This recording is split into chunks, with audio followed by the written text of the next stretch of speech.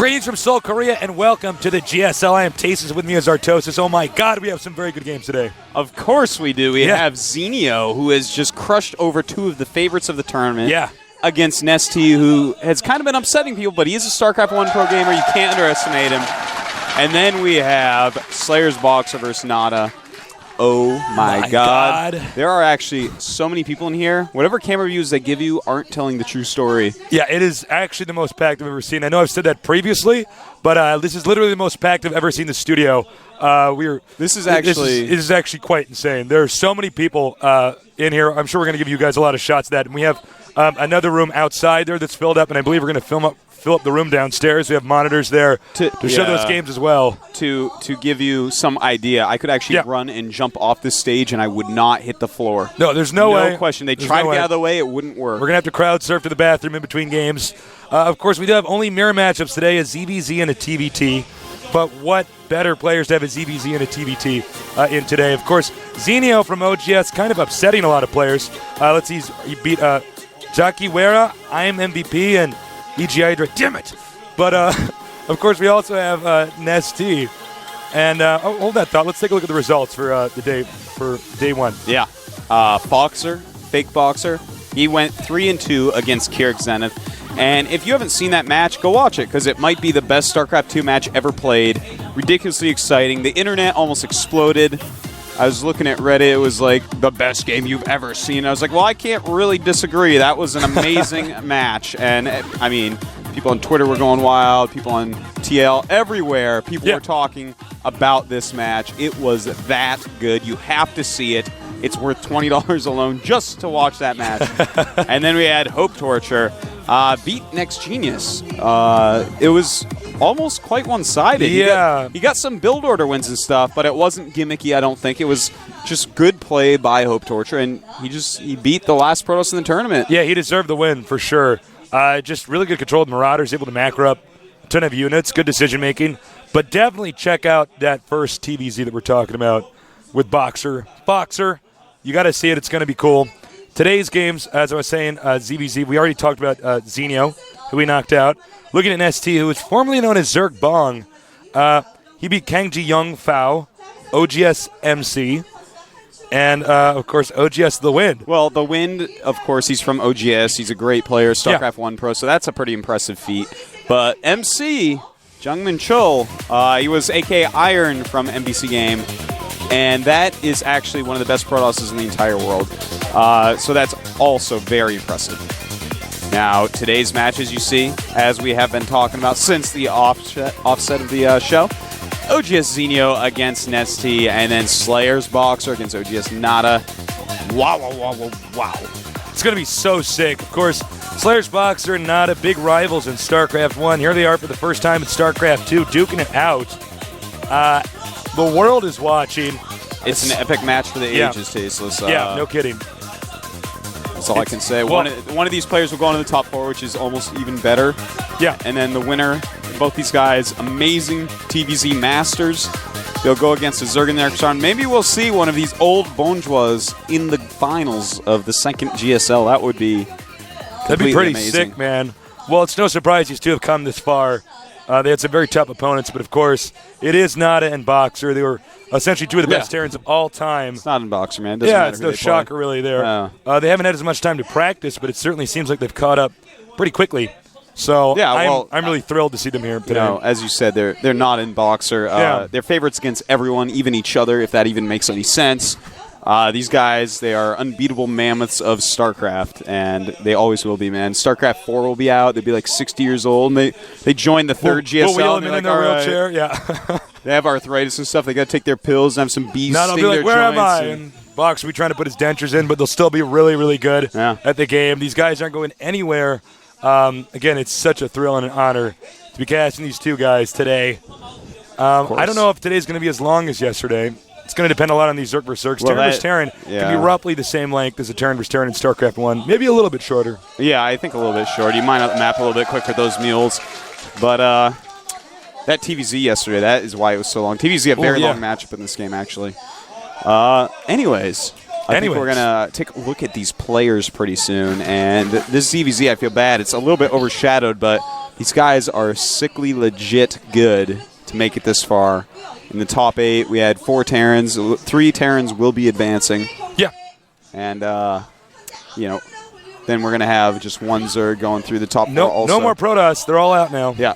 They all died. Thank you once again, Hope Torture, for eliminating our last Protoss in the round of 8. It's kind of the way he rolls. Let's take a look at the players now after this sexy shot of our studio, which is so packed.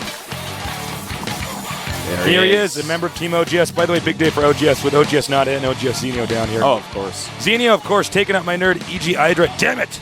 Damn you, Zenio. But he deserved it. He played better. He did. He outplayed him. His hair looks cooler.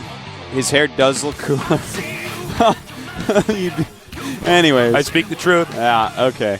Zenio put up an insane series against I'm MVP, so I'm kind of hoping he takes out NesTea just so we can see some of that amazing ZvT action again from him. Oh, yeah. Really a top-end player. He has improved 100-fold from last season. Certainly. And 1,000-fold since the beta. Just a very impressive player.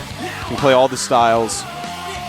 This guy's had a big turnaround since the previous season where he played pretty poorly. Now he's here today, playing much better. And I have no idea how far this guy's going to get, but it wouldn't shock me if he did manage to beat his opponent, who we're going to get a shot of now, formerly known as Zerkbong. He is NesTea. Now, NesTea, in the last round, he showed us some interesting play. He actually killed the Wind with Roach Ling all-ins both games. There's so many ways you can actually ZvZ right now. There's so many possibilities. And the way he went about it is one that's not used a whole lot. It's a little bit weird. A really strong defense can hold that off, but Zenio isn't the most confident player in his ZvZ, even though he did outplay Hydra in that last series. Hydra not particularly known for ZvZ either. I don't think anyone really is except for Fruit Dealer. But, you know, NesTea, we're going to have to see. Is he going to use that same style? And will it work as well against Zenio's off-the-wall, strange ZvZ strats? So, you know, we got 2 players here. Of course, NesTea has so much more experience in the booth, playing in front of people. He probably isn't nervous. That would be my bet. Zenio, he's much newer to this. So that's one thing you got to, you know, take into account here. Of course, we do have, you know, 2 players with completely different paths, but Zenio's got to be feeling pretty confident. Let's take a look at the map lineup now. First map is going to be Metalopolis. It's a fun map for Zerg vs. Zerg. There's a lot of different ways that can go. It's a very good map for Hatchery First. Yes, it is. And, of course, our second map is going to be Scrap Station, another interesting ZvZ map due to the distances. And finally, our third map, well, actually not finally, Zelnaga Caverns is a best of 5. Yep. Do too many best of 3s here. Fourth map, Steps of War. And our fifth map will be Jungle Basin. Wow. Well, all these maps actually play a lot different in Zerg vs. Zerg, but I will get into that in the beginnings of the games where we don't normally have that much to talk about. No, we don't. Not usually too much to talk about in ZvZ unless they 6-pool. Yep. In which case we have to hurry up and introduce the players before the game ends. That's quite true. Yes. Note they did eliminate Delta Quadrant and Shakuras Plateau. What are your thoughts on that? Well, Shakuras Plateau is not a map that you can go Ling Roach all in on, so NesTea got rid of that. And Delta Quadrant, I don't know. That's a kind of weird removal by Zenio since he did pretty well against Hydra on that map. But, all right. I mean, I don't have any opinion one way or the other. Yeah. We'll see. We'll see what happens. I'm curious. Just like we saw with Hydra against Zeno, some pretty high-level ZvZ. I think we're going to see even more high-level ZvZ with these 2 guys. I think they're better at ZvZ right now than Hydra. Yeah. It's true. I mean, even though he's my nerd, there you go. He's my teammate. I still got to say that, to be honest. But expect a pretty exciting game here. We're going to get this started momentarily. Both the players confirm that they're ready. So when our Korean commentators are ready, we're going to get this going. Excited. I can't wait. Our first map is Metalopolis.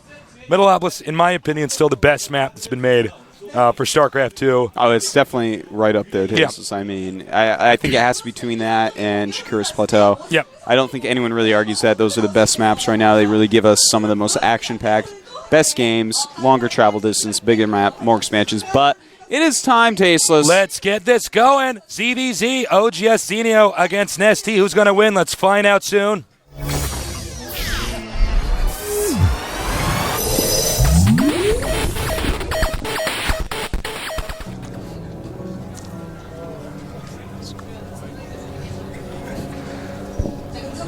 And the game is loading.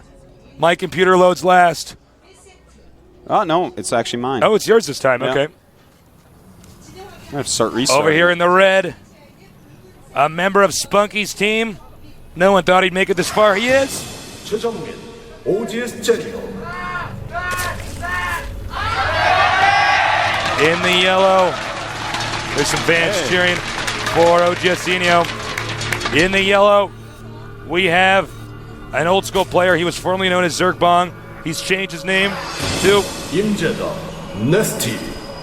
And here we see the Overlord kiss. Mwah. The game has begun. That's right.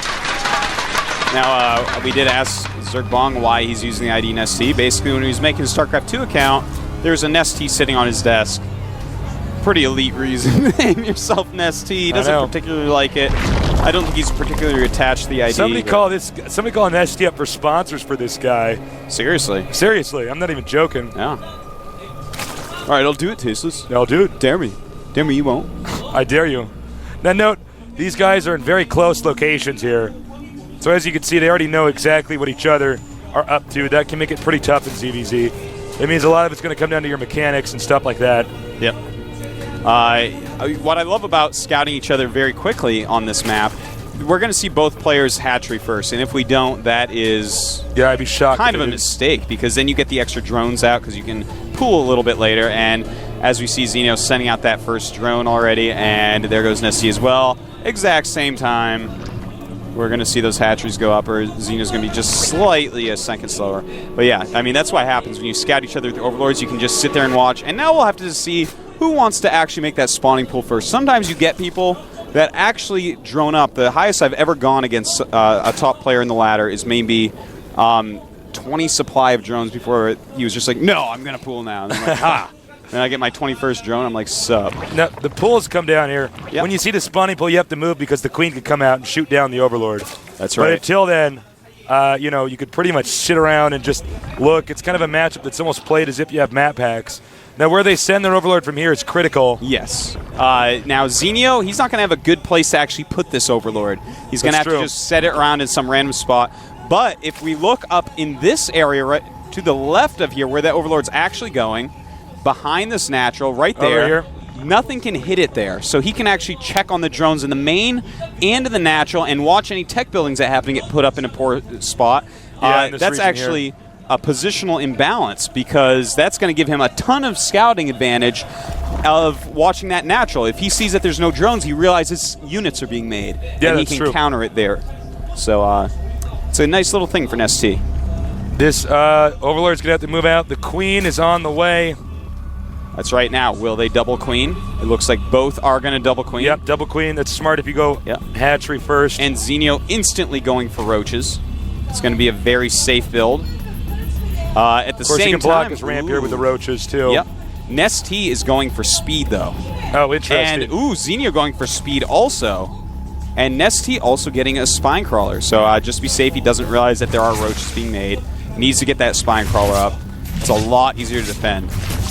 And Zenio could lose this Overlord. Big mistake there. You do not want to lose that. With the Overlord taking damage like this, it's going to supply block Zenio. That's minus 100 early on. Yep. And it slows down drone production. Peace. Goodbye, Overlord. That's bad for him. That's right. You got to be so careful about things like that. Now, notice both of Zenio's queens down at the bottom of the ramp. They can block that ramp very easily, even against Zerglings. So it's really important to actually have two queens in this situation. Zenio starting his roach production. Roach Warren going up for our NesTea. The NesTea is slightly ahead. He didn't have to spend the extra 100 minerals to make an additional Overlord. These lings are here for scouting. He wants to get inside with them. And if we look at the unit count, you see that it is actually 29 drones to 27, so he is up just slightly on drones. That's what happens, man. You can't lose those early Overlords when you're doing the same exact build. Poor decision-making by Zenio. Now it's time for Zenio's lings. Let's try to do some scouting for NesTea. Or scout NesTea, rather. That's right. And he's not going to see very much at all. Saw no roaches there. Only saw Zerglings with speed and a single queen with a lot of drones at the expansion. So that's going to lead him into thinking that it definitely could be mass speedling, which is actually really good after fast expansion as well. More lings and roaches on the way here. Yeah, actually a ton of lings being made over at NesTea's side. And an expansion up here for Zenio. Ooh, I like that. It's a really fast third. Can be dangerous, though. If NesTea makes a lot of speedlings, he can actually really abuse the mobility of the slower roaches and either kill that hatchery or force a cancel. But he has to find out about it first. More roaches over here. And lings. Now, expanding like this, I mean slightly down on drones, does mean you can be susceptible to an attack over here. And we see in the main base, Zenio going to try to scout. He wants to know, is there a layer going on? He sees the layer start up, and he sees Zerglings hatching. Now, right this second, we have a ton of units for NesTea. He's moving out, and here we go. There are so many speedlings on the way. And he's going to see these roaches turn around. I don't think he knows about that extra base yet, but can Zenio hold on here? And that's a good surface area right now for Zenio, considering. But with the roaches in there, this is going to be hard for him to hold off. It looks like NesTea might have this. Doing a lot of damage. He loves these winged roach attacks. You make a bunch of roaches to do severe damage, a bunch of lings, and it's hard for anything to target right. And look at that, just a few roaches left for Zenio. Will he have enough more popping out to hold off this attack? Kills the queen. The drones are coming out. That's not a good sign. But it looks like there will be enough roaches to actually drive off his forces here. More lings coming in here. They don't do the damage, but they absorb some while the roaches in the back can do some firing. That's right. These roaches getting a lot of pot shots off. The Zergling's doing some damage, so pretty good. And it looks like I think Zenio's going to be able to hold this again, but here come more speedlings flowing in, and that's the thing. You can reinforce with speedlings very quick. 2 queens, 2 hatches. You can make a ton of speedlings. Roaches much slower to actually go up. And look at that. Another queen being taken out. So the production capabilities of Zenio right now, very poor. NesTea in a great position. He's got a huge tempo advantage, and it looks like he can take this game right here. Yeah, I think he is going to take this game. Going in here, it's going to kill too many drones. More units streaming up here, as you can see. I think this was a mistake by Zenio here to try to expand after getting behind like that. What's funny about this is, as you can see, he still doesn't actually know about this base over here, but he's certainly going to be behind in drones. And I love this extra drone round that NesTea has sent up. That is the backbreaker right there. You know, he keeps sending lings. They're weaker, though, and as roaches are made by Zenio, they get cleaned up. But this extra group of roaches is just going to deal that extra backbreaking damage. Look at this. The drone's going down. More and more roaches falling. And even though Zenio looks like he may, in fact, stabilize, he's lost too much here. And NesTea has got to feel very confident at this point. He pulls out, but look at the losses at the unit counting station here. Excuse me. He's lower on drones right now. Yeah, not a lot. 22, 3 hatches, down on queens. Yeah, that's the big thing, the missing the queens. He does have 3 hatches. That's going to help his production. But as you see, Tasteless, I mean, he's basically just got roaches and some drones. With all these speedlings, at any point, NesTea could scout that other base and kill it in seconds. Yet he hasn't scouted it just yet. Yeah, I think that NesTea may think he's actually further ahead than he is, just because he's like, wait, why are you still producing? Your economy's bad. This shouldn't be happening. What's going on? But he's not scouting. If he would scout that, the game would end so fast. Muta's on the way. Oh, We've been so busy watching. I know. Base. The battle was actually so crazy. He has 9 Mutalisks making right now, and that's just going to be the kill right there. Yeah, there's no way he's going to be able to deal with these Mutas. Yeah, they're just going to fly in. We're going to see a GG. Here we go. This may be GG right here. Oh, absolutely. He may have to tap out. That's actually GG. Wow. Crazy game right there. That was such an intense, awesome attack that we didn't even pay attention to the Spire that was making. Of course, he was making the layer, so it's only common sense that Mutas were on the way, but he got so far ahead with that, killing off the queens. Yeah. No production capabilities for Zenio. He has to remake those queens. Stops him from making a layer. Yeah. His economy's way down because he's losing drones. Can't make spores. The queens, it costs too much to remake. Great play by NesTea. I really do like his style. Yeah, me too. Yeah, just lings are such a quick reinforcement unit. You just hit that early number of roaches so that their roaches don't just have this sick advantage on you. Yeah, you're absolutely right. You get well, actually, hold that thought. I want to go back a minute because I think a lot of this had to do with that Overlord that was lost early. He took out that Overlord. Zenio thought, well, I'm behind now. If I stay 2 base against 2 base, I'm never going to catch up, really, unless he makes a mistake. So I might as well try to expand. But, of course, that did not help him for the timing attack, which is, if you haven't noticed, well, I mean, I'm sure you've noticed, but people at home, NesTea really likes to do Roachling timing attacks. Oh, he does. Not just in this matchup, in absolutely. CVP too. Yeah, no, he loves that unit combination, and it's a great unit combination. It really is. The Roaches are the backbone. They're the heavy hitters. They're the damage absorbers. Yeah. And they're slow, so you can't really reinforce them. You reinforce them with the very fast speedlings. You can make them so quick, and that's his style. So hopefully Zeno will counter it because we're starting the next game. Let's get ready for game number 2. Maybe Zeno could play a little bit better. We're going to find out soon.